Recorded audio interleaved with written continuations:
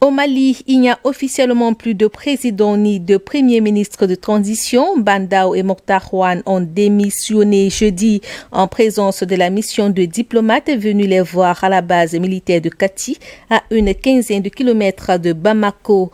Un responsable militaire a confirmé d'après nos sources que le président de transition et le premier ministre ont été libérés jeudi 27 mai.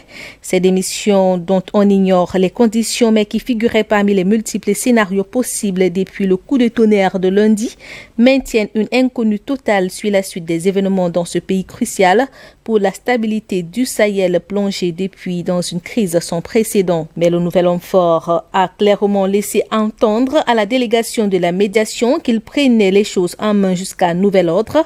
Assimi Goïta ambitionne d'être au centre de la transition. Dans un décret qu'il a signé jeudi, le colonel a limogé les principaux collaborateurs de l'ancien président de transition Bandao.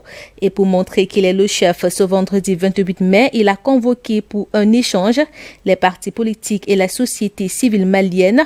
L'objectif est d'expliquer, selon certains observateurs, la nouvelle situation dans laquelle se trouve le pays et de se projeter dans l'avenir. Mais l'homme fort malien qui a fait 2 coups d'état de force en 9 mois veut probablement aussi profiter de l'occasion pour élargir sa base de partisans.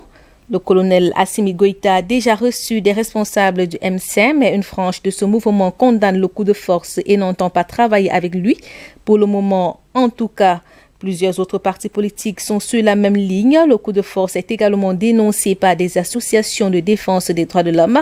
Assimi Goïta doit également faire face aux sanctions internationales. Les États-Unis, par exemple, ont déjà arrêté leur coopération militaire avec le Mali.